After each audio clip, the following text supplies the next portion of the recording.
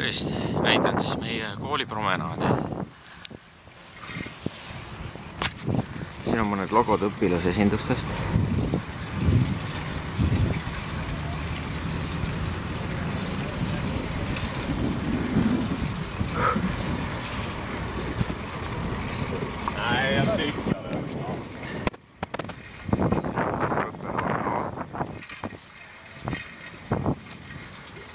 Vasakule poole jääb õppehoone C. Need on ühed suurimad siin.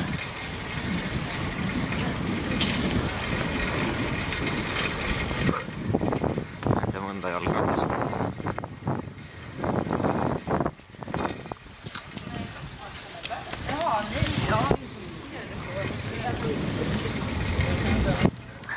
See valge maja on meie tudengimaja.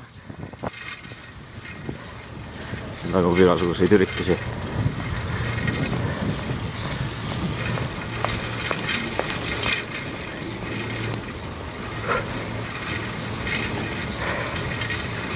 Okei, umbes pool kooli kesktänavast on läbitud.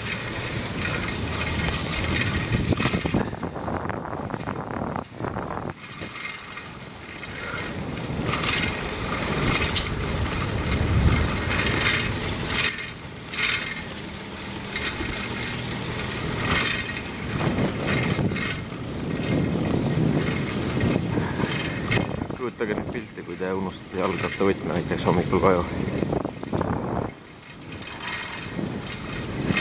Ma ei tahaks küll teie nahas olla, kes seda teeb kõndima peab.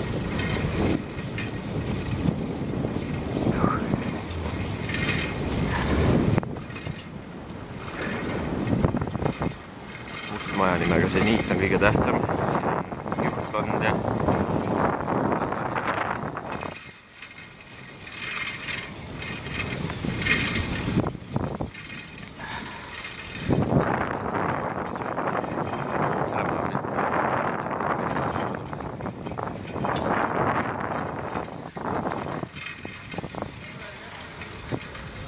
siin on key building, siin käivad õpilased salaja tasuta printimas, kasutades mõnda nippi.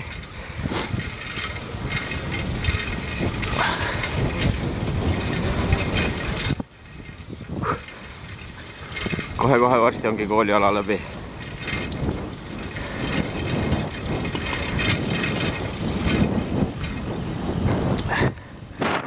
Kõige suurem pränk ongi see, kui sa lihtsalt hommikul avastad, et sa unustasid ratta ja lukuvõtme koju ja sa pead näiteks terve päev kõntima seda vahemaad. Sellepärast, et siin taga otsas ongi campus all. See on siis tudengite spordikeskus. Päris muljet avaldava suurusega, ma teen väikse tiiru ümber selle.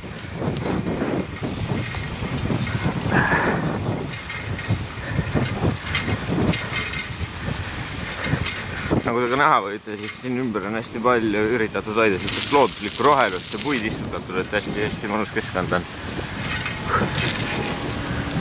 Nii. Ja umbes see ongi esimese ülikooli linnaku lõpp. Meditsiinipaart osa asub kesklinnas ja see on rohkem ära jagatud.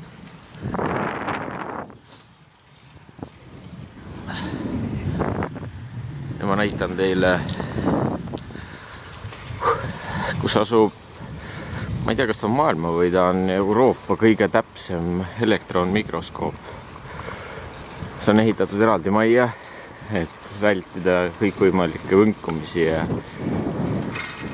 ebatäpsusi. See maja tegelikult juba paistab, see on titaanist ehitatud. Õigemini titaanplaatriga kaetud, et vältida väljast tulevaid signaale. Selle maja sees ei ole mobiililevi loomulikult.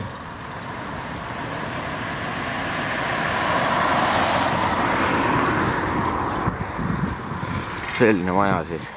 Ma loodan, et keegi mind kinni ei võtta selle eest, et ma siia jalgrattaga väntasin ja mingeid lisavõnkumisi tekitasin. Ega selline päris fancy maja.